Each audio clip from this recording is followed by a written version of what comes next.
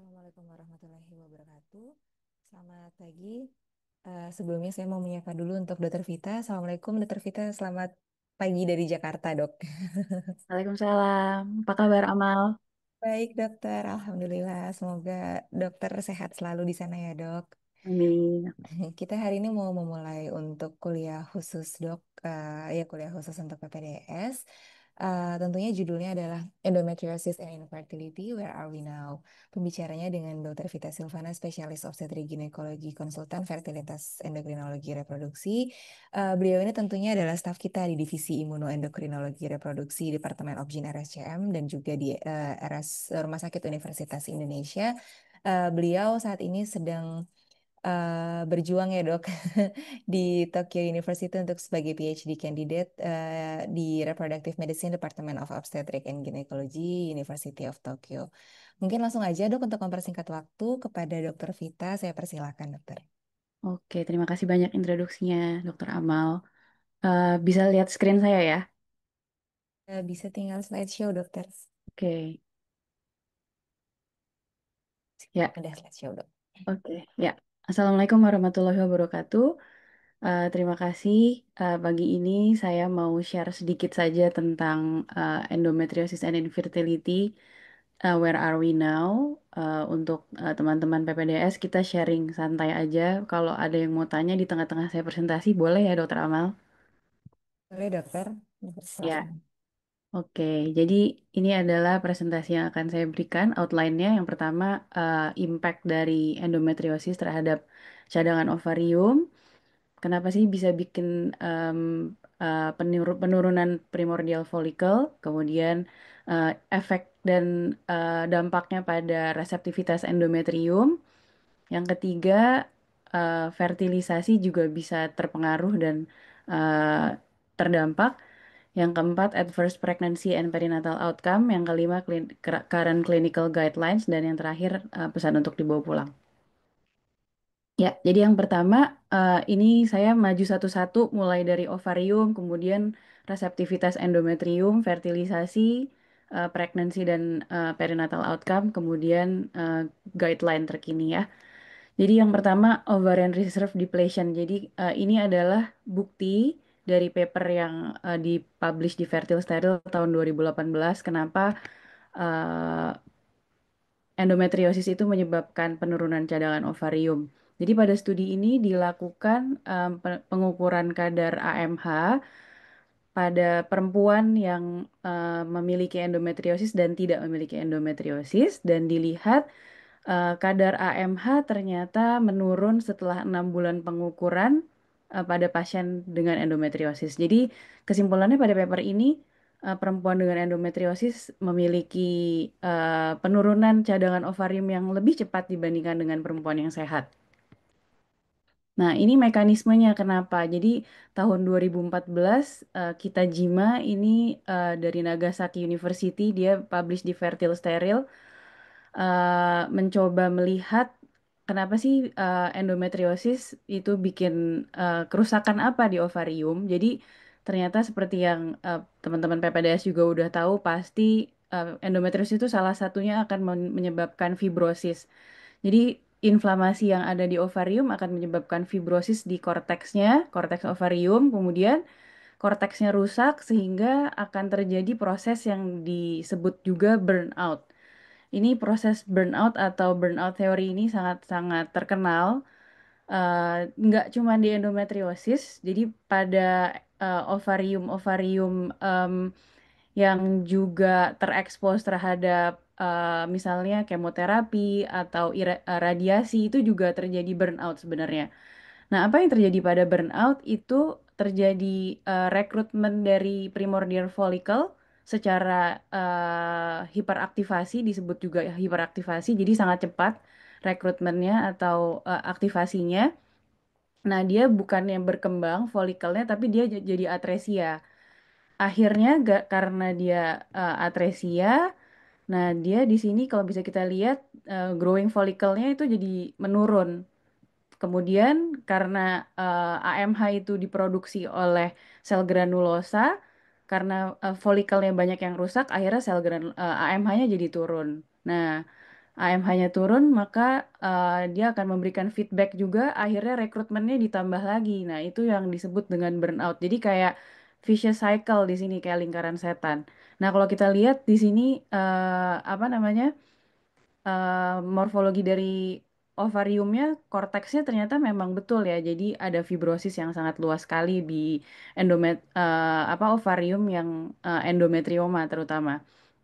Nah, di sini juga bisa kita lihat bahwa em, karena terjadinya rekrutmen yang sangat besar, maka persentase dari folikel primordial itu berkurang. Jadi dia menurun jumlahnya.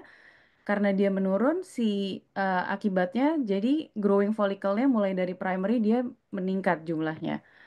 Nah, ini adalah mekanisme yang udah di-publish oleh Kita Jima di Fertile Steril.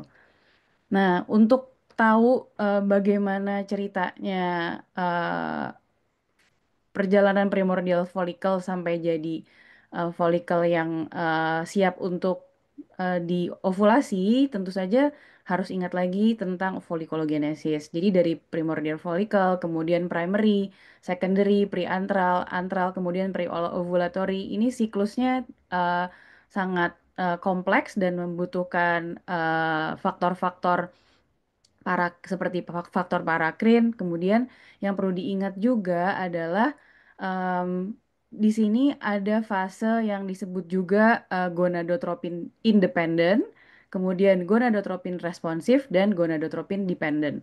Nah, di sini ini yang bisa saya highlight adalah pada fase gonadotropin independen di mana folikel primordial menjadi folikel primer itu dia independen. Jadi dia tidak dipengaruhi oleh gonadotropin. Nah, di sini yang mempengaruhi adalah faktor parakrin. Di sini ada faktor inhibisi dan faktor stimulasi. Nah, di sini perannya nih, kenapa sih cadangan ovarium seseorang itu bisa turun? Nanti kalau misalnya dibahas alasannya kenapa, ya di sini kuncinya adalah di sini. Jadi sebenarnya yang kita lihat kalau kita lagi USG pasien gitu, yang kita cari folikel antral basal tuh sebenarnya udah di sini folikelnya. Jadi kalau kita lihat primordial follicle, dia masih sangat jauh-jauh sekali dia di bawah prosesnya. Nah, ini di sini ada proses yang tadi saya katakan initial recruitment. Nah, ada dormancy factor yang namanya FOXO3. Ini sebenarnya ada banyak sekali faktornya ya. Ini tapi saya angkat FOXO3 karena ini yang saya pelajari di sini. Jadi FOXO3 ini dia adalah faktor dormancy yang membuat si primordial follicle ini tidak aktif atau dalam kondisi dorman. Nah, pada kondisi-kondisi di mana terjadi gangguan pada faktor dormancy ini, maka aktivasi dari primordial follicle ini jadi accelerated atau teraktivasi sangat cepat sekali. Nah, apa yang terjadi kalau dia accelerated? Maka cadangan si follicle primordialnya ini akan lama-lama akan turun, turun, turun sampai sampai bisa habis bahkan. Nah, jadi kalau di sini dia turun, maka primernya jadi naik. Nah, itu seperti fenomena yang kita lihat tadi di papernya Kita Jima. Jadi primordialnya dia turun, jumlahnya primernya naik. Nah, tapi walaupun primernya naik, karena banyak yang rusak, jadi di sini folikelnya ternyata banyak yang atresia, jadi atretik dia. Bukannya berkembang menjadi folikel yang pre-ovulatory, tapi dia jadi folikel yang atretik. Nah, ini fenomenanya namanya burnout. Jadi nggak hanya di endometriosis. Jadi tadi seperti yang saya bilang, ovarium yang terekspos dengan zat-zat kemoterapi, radiasi itu juga bisa terjadi. Nah, ini juga sebuah paper yang menarik juga. Kenapa endometriosis ini juga udah dipublish tahun 2020. Ini mekanisme-mekanismenya kenapa endometriosis itu bisa bikin cadangan ovarium itu turun. Jadi tadi seperti yang saya katakan, dia terjadi hiperaktivasi, bisa eh, eh, apa namanya karena mechanical issue atau juga chemical. Jadi mechanical itu misalnya karena stiffness, tadi kan seperti yang sudah di depan saya katakan dia ada fibrosis, maka matriks dari stromanya itu jadi kaku. Nah, itu bisa menjadi salah satu mechanical cues namanya. Juga stretching misalnya karena dia endometrioma, Jadi si ovarium itu jadi stretching sehingga itu menjadi mechanical cues. Chemical cues itu bisa dari sitokin, kemudian oxidative stress, inflamasi. Nah, ini akan menyebabkan terjadinya over recruitment. Jadi si primordial follicle-nya itu turun, primary-nya menjadi lebih banyak. Di sini kalau kita bandingin dengan normal fisiologi ya. Nah, terus dia akan mempengaruhi cadangan ovarium. Nah, ini adalah salah satu paper. Jadi paper yang di grup saya di University of Tokyo itu kita mempelajari tentang bagaimana mekanisme endometriosis menurunkan cadangan ovarium. Salah satu pathway yang tadi saya katakan adalah PI3K AKT FOXO3 pathway. Nah, ini teraktivasi sehingga karena dia teraktivasi singkatnya FOXO3A-nya itu di sini pada pasien-pasien yang endometriosis dan juga ini pada endometriosis mouse model. Di sini si FOXO3A-nya pada pasien endometriosis turun, artinya harusnya si FOXO3A-nya itu ngejagain supaya si primordial follicle-nya itu tidak teraktivasi, tapi karena dia terinhibisi, jadinya dia terjadi akselerasi follicle dan excessive activation dari follicle primordial. Ini juga disebut burnout ya. Nah, ini paper dari Dr. Mila.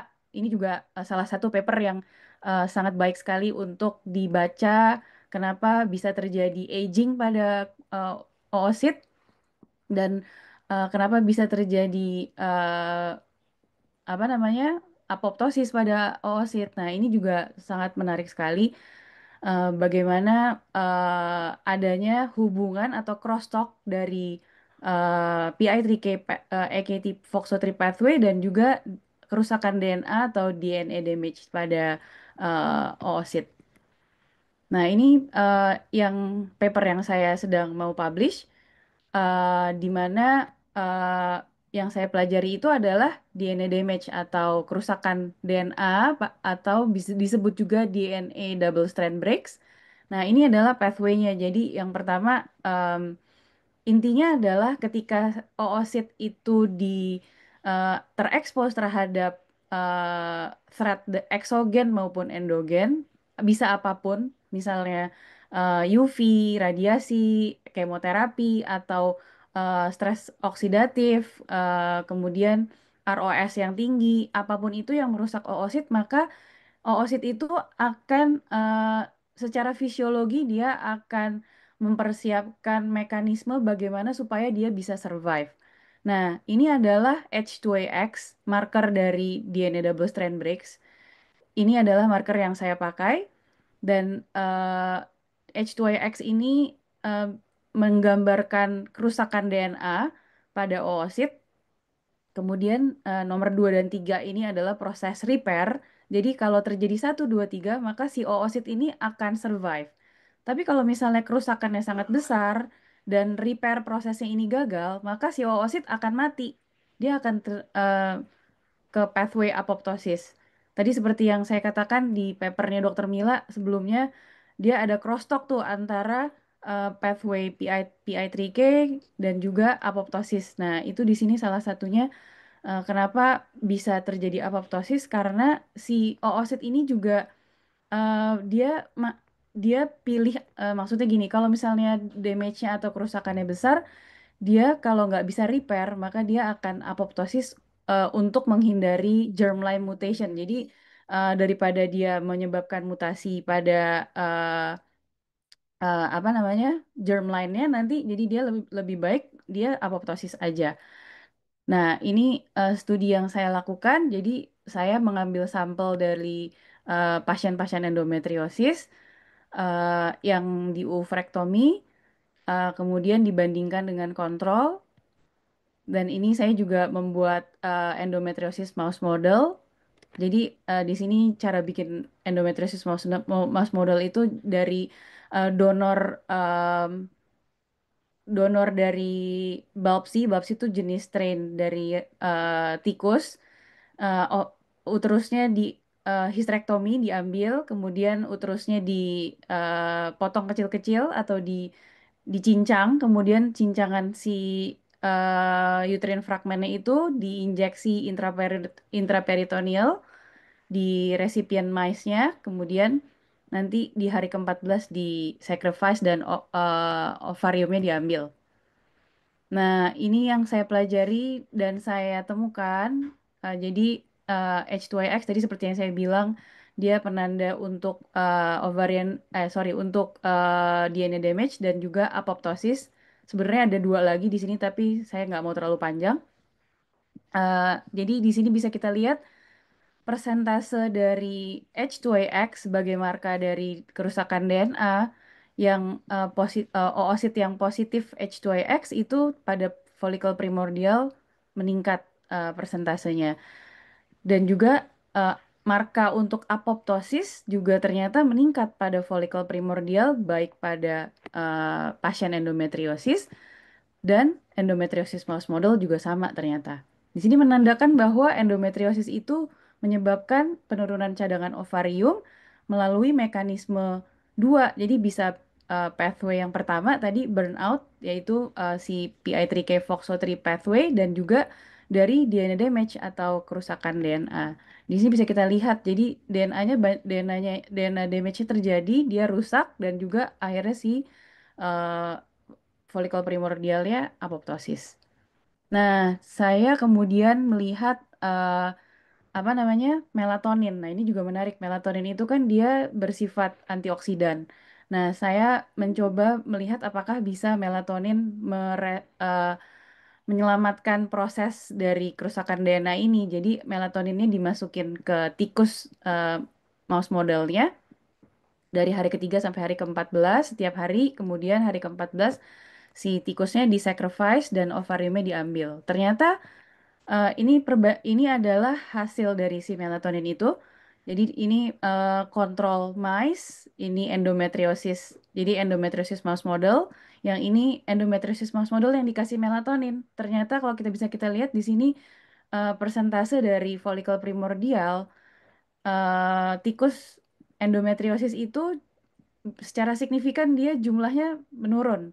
Jadi endometriosis itu sudah terbukti dia bikin folikel primordialnya di tikus menurun. Kemudian setelah dikasih melatonin dia bisa eh, naik lagi ternyata. Maksudnya dia ternyata bisa terselamatkan nih si oositnya. Jadi dia jumlahnya bahkan bisa menyerupai dengan mirip dengan jumlahnya kontrol persentasenya. Nah, di sini mekanismenya ternyata yang saya lihat juga betul. Jadi melalui DNA damage atau kerusakan DNA. Jadi di sini H2AX tadi sebagai penanda DNA damage, kemudian tunnel assay sebagai penanda apoptosis. Ternyata pada tikus endometriosis yang dikasih melatonin itu penanda kerusakan DNA-nya turun dan juga penanda kerusakan apoptosisnya juga turun. Nah, sekarang kita berpindah dari ovarium ke endometrial receptivity. Kenapa endometriosis bisa menyebabkan endometrial receptivity? Di sini papernya bagus banget. Ini systematic review yang dilakukan tahun 2023 di Biomolecules. Di sini bisa kita lihat jadi endometrium yang normal itu signaling dari progesteron dan estrogen itu akan mempersiapkan si epithelium selnya itu untuk reseptif terhadap embrio. Nah, apa yang terjadi pada endometriosis? Yang terjadi adalah terdapat dysfunction dari signaling progesteron dan estrogen. Sehingga pasti udah tahu kan ya tentang progesteron resistance itu terjadi pada endometriosis. Nah, progesteron resistance ini ternyata yang juga akan mengakibatkan lingkungan milieu yang estrogen dominans itu ternyata akan membuat si endometrium itu menjadi tidak reseptif terhadap pada saat window of implantation dari embrio itu dia nggak bisa nempel nih jadinya si embrionya di endometrium. Nah, mekanisme lain itu adalah adanya ketidakseimbangan dari proinflamasi dan antiinflamasi. Tentu aja sudah sangat-sangat terkenal ya endometriosis bikin inflamasi semuanya pasti sudah tahu. Mulai dari interleukin, TNF alfa, semuanya ada dan itu ketidakseimbangan dari proinflamasi dan antiinflamasi itu akan membuat kondisi endometrial dysfunction yang dia menjadi tidak reseptif terhadap embrio. Jadi studi ini bagus banget karena dia memperlihatkan kenapa endometrium itu menjadi tidak reseptif. Jadi studinya dia papernya melihat berbagai macam platform analisisnya yang dipakai proteomik, kemudian microarray, dan itu memperlihatkan bahwa uh, endometriosis menyebabkan progesteron resistance tadi seperti yang saya sudah bilang, kemudian estrogen dominans pada endometriumnya, perubahan-perubahan inflamasi, kemudian disfungsi dari imunoregulatory, perubahan-perubahan epigenetik, kemudian juga disregulasi microRNA. Nah, kita lanjut lagi ke dampak terhadap fertilisasi sekarang. Tentu saja fertilisasi itu pertemuan antara sperma dan oosit atau ovum. Nah, di sini sangat jelas sekali dan menarik sekali ternyata. Jadi pada paper ini dia melihat peritoneal fluid dari pasien-pasien endometriosis. Kenapa sih dia bikin fungsi sperma aja rusak? Jadi bisa dikatakan peritoneal fluid pasien endometriosis itu jahat sama sperma. Jadi dia bikin rusak sperma ternyata. Nah, di sini si paper ini memperlihatkan bahwa dia eh, metodenya, jadi dia mengkolek peritoneal fluid pasien endometriosis, kemudian spermanya itu dikultur di cairan peritoneal. Nah, ini menarik banget. Ternyata jadi yang pertama yang dilihat adalah motilitas dan vitalitasnya. Jadi membran integrity sama motility dari spermanya dilihat. Di sini yang menarik adalah ini PFA itu adalah peritoneal fluid dari pasien endometriosis dan di sini bisa kita lihat nih yang saya merahin ini ya. Jadi ternyata dari 24 jam aja itu udah menurun banget nih kalau dibandingin sama kontrol. Jadi motilitas spermanya menurun, kemudian 48 jam bahkan juga bermakna secara statistically signifikan. Kemudian untuk membran integrity juga di sini bisa kita lihat dia berbeda, bermakna dengan kontrol untuk sperma yang terekspos dengan cairan peritoneal pasien endometriosis. Nah, selain dari motilitas dan membran integrity, paper ini juga memperlihatkan bahwa adanya kapasitasi. Jadi kalau ingat proses fertilisasi itu prosesnya ada proses kapasitasi dan juga ada proses akrosom ya. Jadi reaksi akrosom. Nah, itu proses-proses yang penting dilalui sperma untuk bisa menembus zona pelusida dari oosit. Nah, proses ini ternyata terganggu.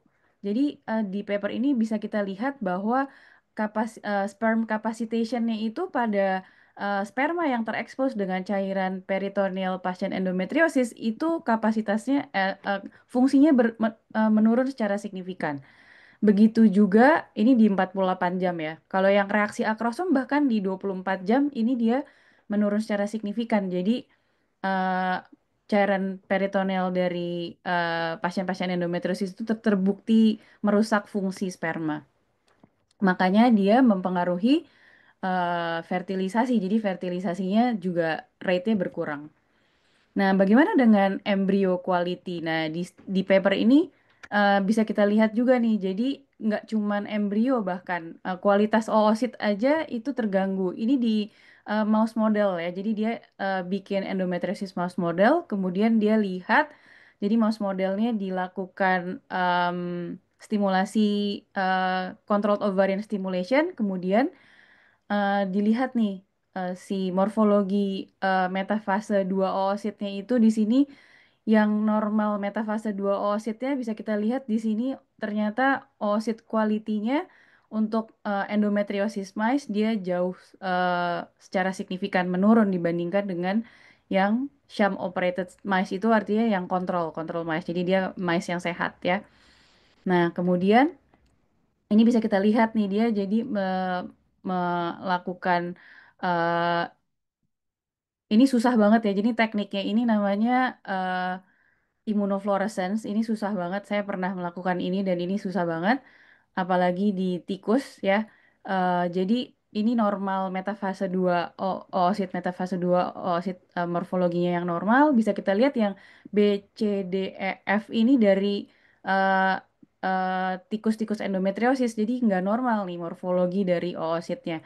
Nah, ini adalah eh, embrio 2PN. Jadi ini embrio yang normal. Ternyata eh, apa namanya quality dari embrio dari tikus yang dibikin endometriosis atau endometriosis mouse model juga eh, dia dia tidak normal. Dia nggak bahkan ada yang mati ya. Yang F ini dia dead embryo. Nah, ini kita sekarang masuk ke adverse pregnancy outcome. Ini juga adalah paper yang dipublish di grup saya di Todai di University of Tokyo. Jadi bisa kita lihat di sini adalah bagaimana dampak dari exposure kronik endometriosis terhadap outcome perinatal. Jadi ini juga menggunakan endometriosis mouse model. Yang pertama bisa kita lihat di sini pregnancy incidence nih. Nah, ini menarik juga. Jadi si endometriosisnya pertama-tama di maksudnya si tikusnya pertama-tama dibikin dibikin endometriosis mouse model, kemudian dia di mating. Jadi dikawinkan dengan male male eh, dengan tikus laki-laki, kemudian dibiarin hamil dan dilihat nih eh, ini adalah control group dan ini adalah itu endometriosis. Jadi di sini bisa kita lihat pregnancy incidence-nya dan duration after mating-nya untuk tikus yang kontrol dibandingkan yang endometriosis di sini signifikan banget bedanya. Jadi yang endometriosis dia jauh menurun. Nah, setelah itu apa yang bisa kita lihat untuk miscarriage rate? Jadi number of resorption di tikus itu sama dengan miscarriage rate. Nah, ternyata di sini bisa kita lihat tikus-tikus yang tikus endometriosis itu miscarriage rate-nya dia lebih tinggi dibandingkan dengan tikus kontrol yang tidak endometriosis.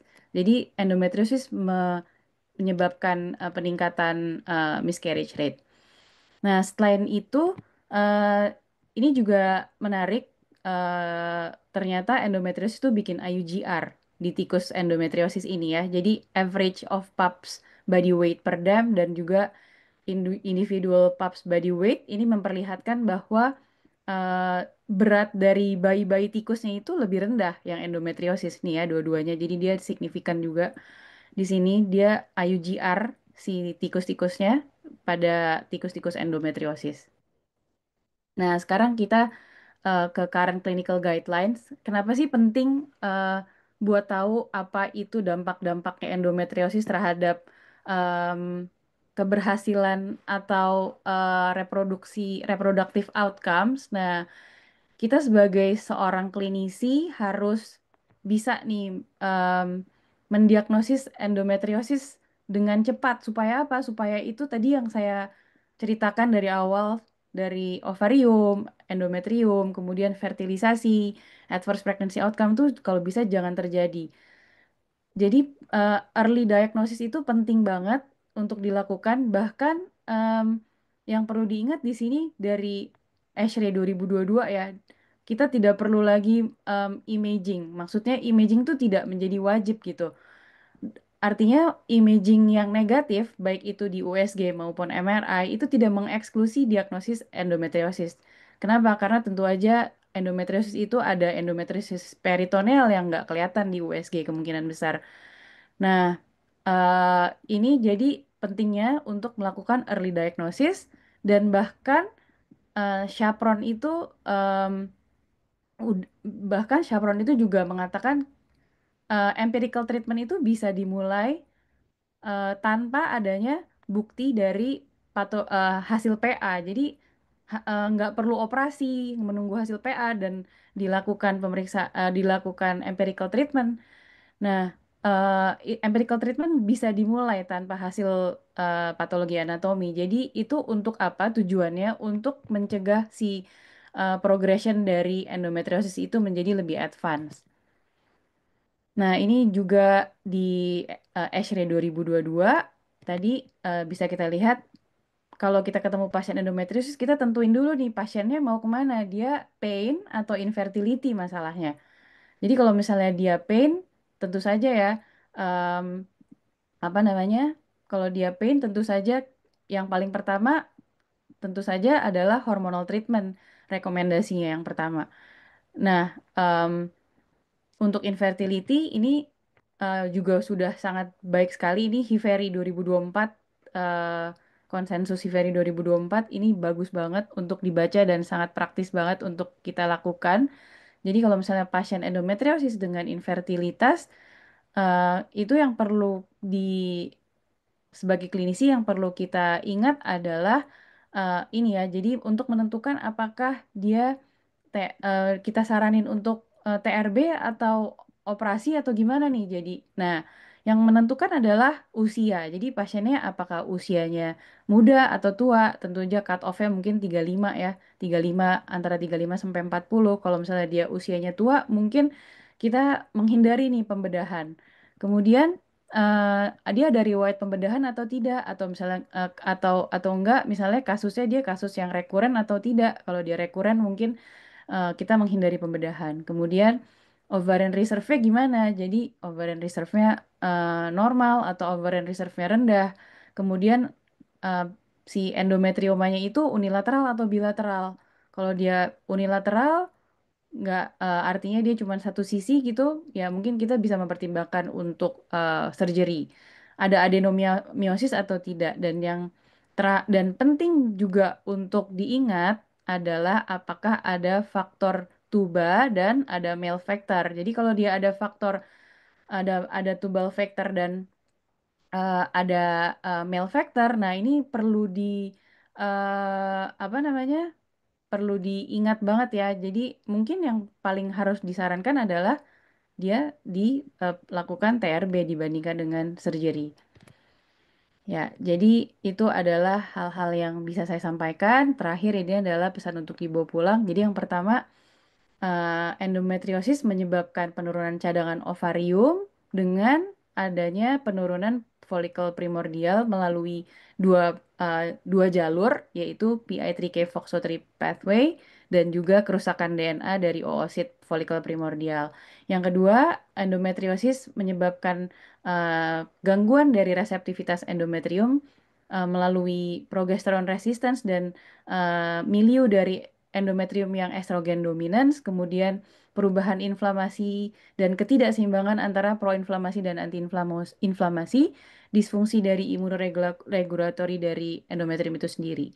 Yang ketiga, endometriosis terutama cairan peritoneum akan menyebabkan gangguan fungsi dari sperma, motilitasnya atau pergerakannya, membran integrity, kemudian kapasitasi reaksi akrosom, dan yang keempat, oosit dan embrio quality pada endometriosis mouse model itu terganggu. Yang kelima, adverse pregnancy dan perinatal outcomes pada endometriosis mouse model ada miscarriage atau peningkatan dari keguguran dan juga IUGR. Yang keenam, sebagai seorang klinisi sangat penting sekali untuk melakukan early diagnosis walaupun tidak dengan positive imaging, artinya USG dan MRI yang negatif.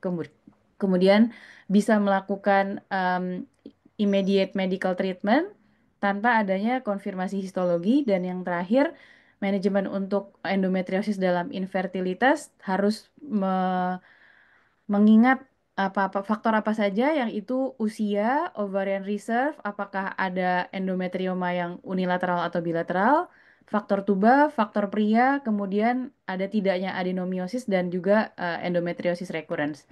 Terima kasih banyak. Assalamualaikum warahmatullahi wabarakatuh. Semoga berguna. Waalaikumsalam warahmatullahi wabarakatuh. Terima kasih banyak Dokter Vita untuk materinya pada pagi hari ini, sungguh memberikan insight yang sangat luas kepada kita semua.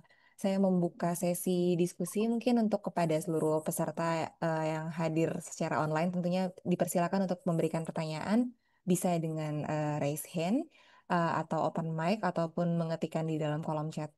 Sambil menunggu mungkin Saya tanya dok ini. oh, Oh ya, apakah ada pertanyaan? Silakan, Dok, Dokter mau Alfi. tanya dok, boleh dok? boleh silakan. Ya, dok, ini terkait dengan Boleh berapa nggak? dengan saya dengan Alda dok dari tempat dok. Izin dok mau tanya dok Oke. terkait dengan tadi yang dokter jelaskan mengenai empirical terapi ya dok di endometriosis kan kalau di sini pun kita sering beberapa kali itu kita memberikan terapi pada kecurigaan non visualized endometriosis ya dok yang itu Curigaan apa? Sorry, sorry. yang dengan non visualized endometriosis dok itu Ya, kan ya, kita juga biasanya memberikan ya. empirical terapi gitu dok. Nah, mungkin dokter ada pengalaman dok sebaiknya untuk empirical terapinya dengan apa dok yang pertama? Biasanya kan kalau kadang disarankan menggunakan COC saja apakah cukup atau kita mulai dengan progestin only dok untuk ini dan untuk evaluasinya bagaimana dok setelah parameter apa yang bisa kita gunakan gitu dok kalau misalnya memang kita tidak ada gambaran imaging yang jelas misalnya kita nggak punya ukuran kistanya dok apakah Ya. cukup dengan estradiolnya saja dok atau dengan CRP-nya dok atau cukup dengan keluhannya saja dok dan sampai kapan kita lanjutkan itu dok kalau pada yang non visualized dok. Oke, terima kasih banyak pertanyaannya. Baik sekali pertanyaannya. Jadi bisa kita lihat di sini ya di ESHRE 2002 tentu saja sekali lagi nih ya kita bisa melakukan empirical treatment tanpa ada bukti hasil PA. Itu juga udah dipresentasikan berkali-kali oleh Chapron ya di Seoul. Jadi apa yang bisa kita pakai tentu saja yang paling banyak bisa bisa sih boleh COC kalau misalnya nanti apa adanya hanya COC nggak apa-apa COC boleh. Jadi apapun yang bisa menghambat estrogen estradiol itu bisa kita pakai. Jadi P only juga boleh mau progestin only juga boleh COC boleh. Nah, tentu saja kita untuk empirical terapi pakainya yang oral ya sediaannya dibandingkan dengan yang injeksi gitu.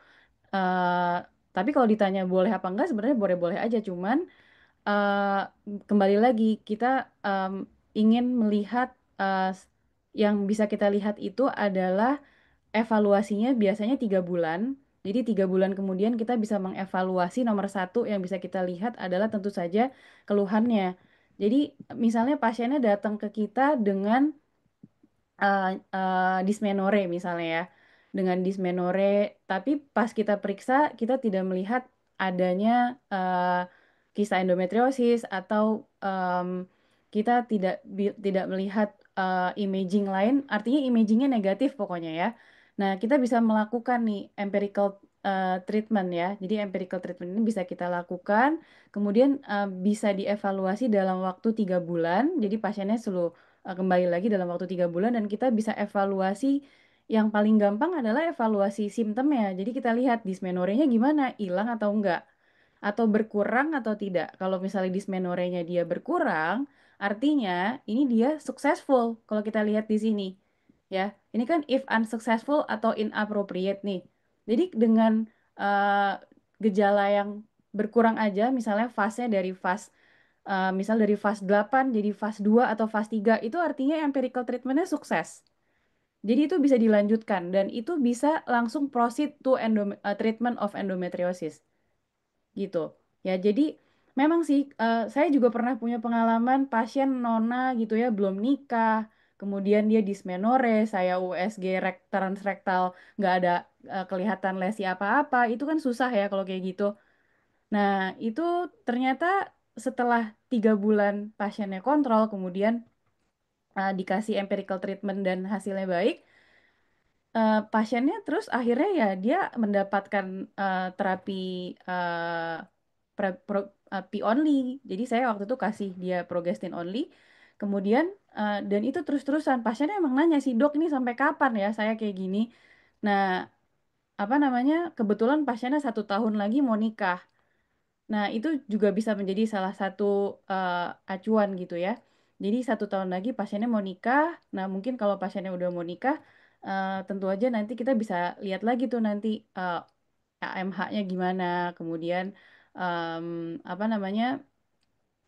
Tentu aja nanti masuk lagi ke algoritma dari Hiveri ini juga baik banget ya. Jadi misalnya dia kita lihat dia gimana nih kalau misalnya kemungkinan kita tidak menemukan lesi apa-apa kan kemungkinan dia superficial ya. Artinya dia derajat dari endometriosisnya mungkin ASRM-nya 1 2. Nah, itu mungkin apa kita lihat lagi siklus haidnya gimana, kemudian dan kita coba untuk spontaneous pregnancy dulu kalau dia nikah. Nah, gitu. Jadinya itu tadi ya yang bisa kita lihat em, yang paling sederhana simptom ya. Jadi untuk mengevaluasi tentu aja yang paling sederhana simptom kita em, nggak ada protokol ya sebenarnya ya. Kita periksa CRP atau tadi seperti periksa kadar estradiol itu juga nggak ada protokolnya. Seperti itu. Gimana, ada yang mau ditanya lagi nggak? Baik, dok. Terima kasih ya dok. Sudah dok. Ya, terima kasih untuk Dr. Alda. Mungkin dari eh, peserta Zoom yang lain, apakah ada yang mau ditanyakan? Dipersilakan untuk open mic atau mungkin raise hand. Atau sambil menunggu jika memang ada kendala sinyal bisa diketikkan pertanyaannya di kolom chat.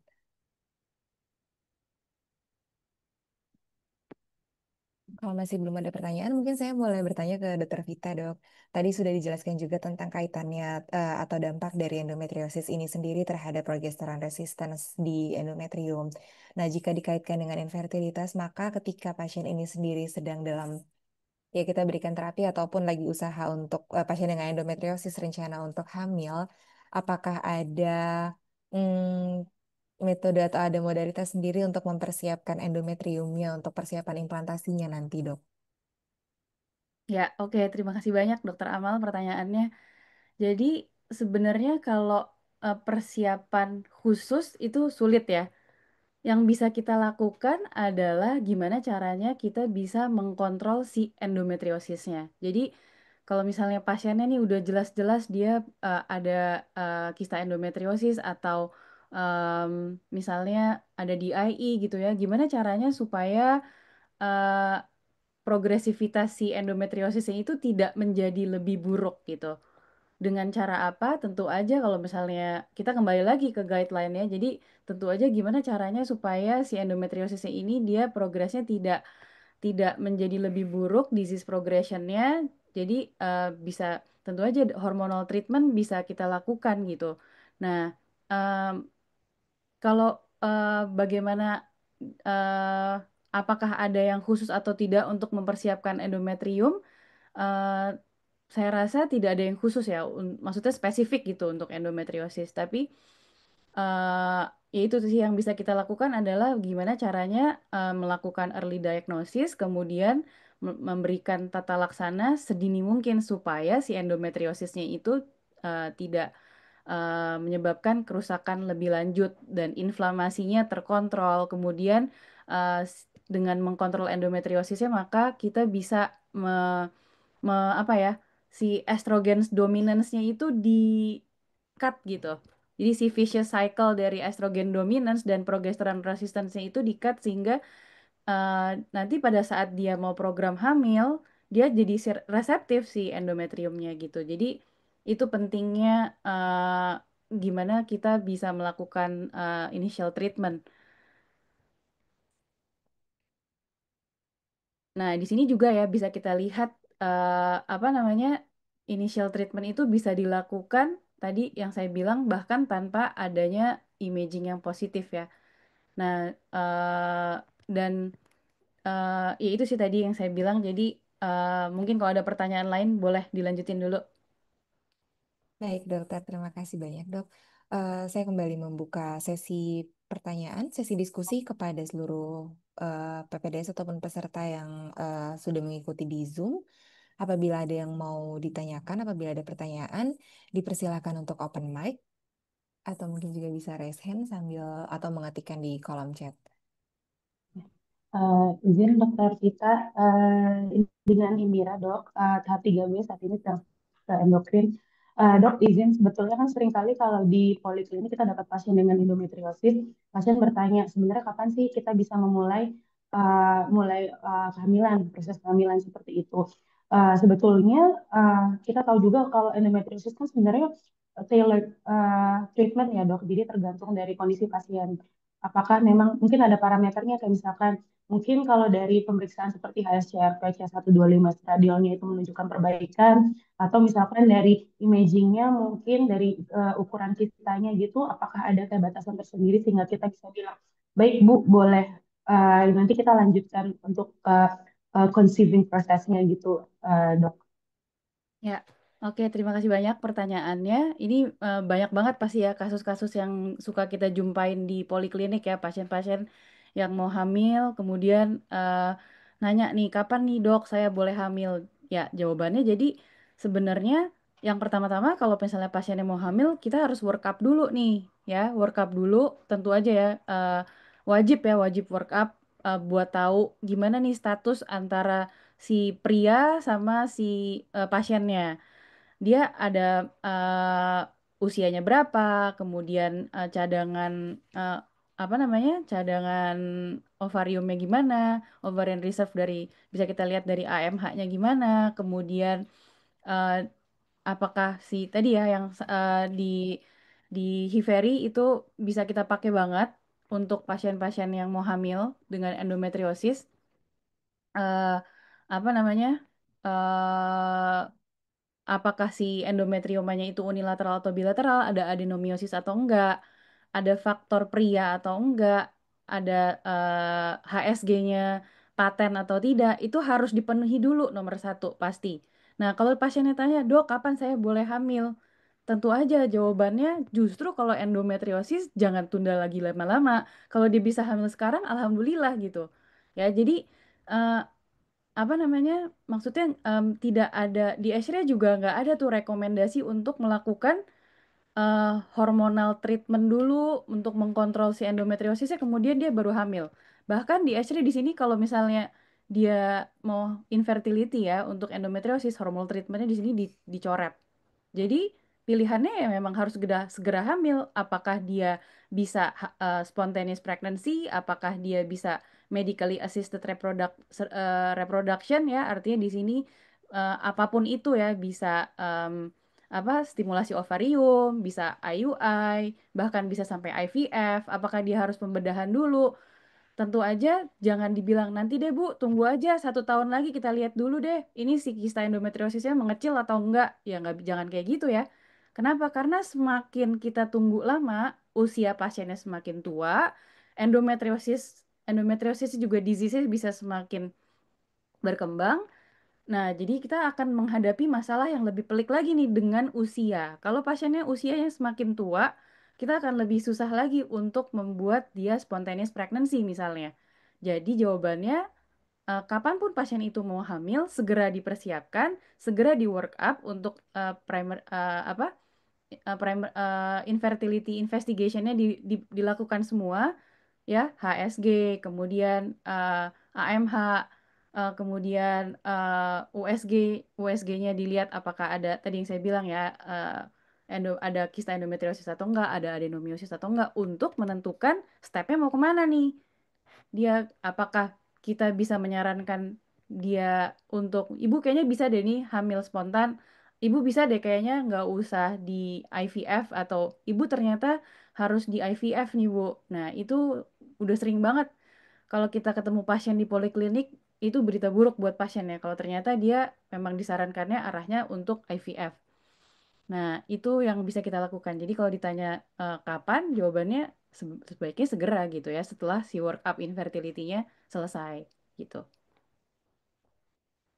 Baik, terima kasih banyak dokter Tita. Sama-sama.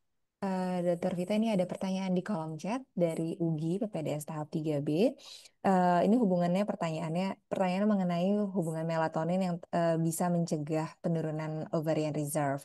Pertanyaannya untuk dosisnya sih dok yang pertama. Jadi berapa dosis optimal? Sama yang kedua waktu yang tepatnya tuh kapan untuk mulai pemberian melatonin pada pasien endometriosis? Kira-kira jika pasiennya misalnya butuh operasi, apakah sebelum atau setelah operasi? Atau paslah sedang menjalani program IVF itu sendiri atau bahkan keduanya? Itu dok Oke, pertanyaannya. terima kasih banyak. Jawabannya belum ada. Jadi, ini siapa tadi yang nanya? Ugi ya? Ugi dok, PPDS Ugi. Jawabannya, studi yang saya lakukan itu masih pada tikus.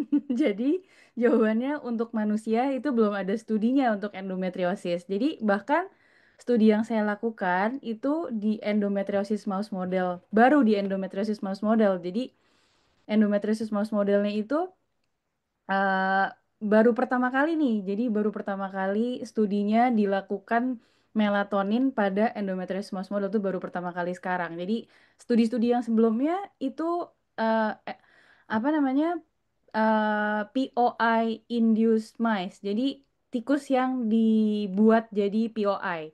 Jadi si tikusnya dikasih siklofosfamid, dikasih cisplatin, dikasih obat-obatan kemoterapi, jadi dia jadi POI tikusnya, terus dikasih melatonin, dan ternyata baik hasilnya. Nah, berdasarkan itu saya pakai di endometriosis mouse model. Nah, ini pertanyaan yang baik banget karena kemarin waktu saya presentasi di ESHRE saya mendapatkan pertanyaan yang sama, gimana untuk pasien endometriosis di human? Jawabannya belum ada studinya. Memang ini bagus banget untuk dicoba dan ini butuh studi yang lebih lanjut. Mungkin kalau misalnya tadi Ugi ya namanya, siapa tahu Ugi tertarik untuk belajar lebih lanjut, mungkin bisa melanjutkan studi bersama saya S3 di University of Tokyo. Nanti kita sama-sama pelajari gimana dosisnya, itu belum ada jadi jawabannya. Mungkin bisa untuk selanjutnya ya dok dikembangkan, meneruskan dokter Vita di sana ya dok Ya jadinya. betul. Kalau saya udah lulus nanti mungkin Ugi ya yang nerusin ya. Oke, baik dokter.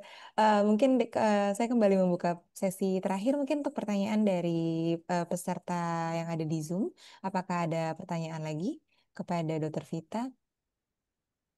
Bisa dipersilakan untuk open mic ataupun raise hand atau bisa juga untuk mengetikkan pertanyaan di kolom chat. Oke. Sepertinya sudah tidak ada pertanyaan lagi, dokter.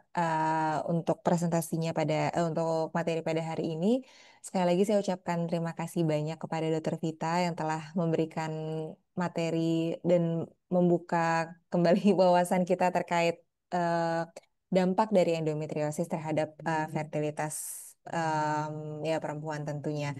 Salah satu yang mesti di-highlight tentunya adalah pentingnya deteksi dini ya dok. Maksudnya pentingnya bahwa early diagnosis terhadap endometriosis, di mana early diagnosis terhadap endometriosis tidak hanya membantu menegakkan diagnosis dan memberikan tata laksana yang ada, tapi tentunya membantu untuk mencegah segala dampak ataupun komplikasi perburukan yang dapat terjadi pada pasiennya, mulai dari penurunan cadangan ovarium ataupun juga dampak tadi terhadap endometriumnya, serta bagaimana cairan endometriosis dapat memberikan efek yang sangat buruk terhadap sperma di rongga peritoneal itu sendiri.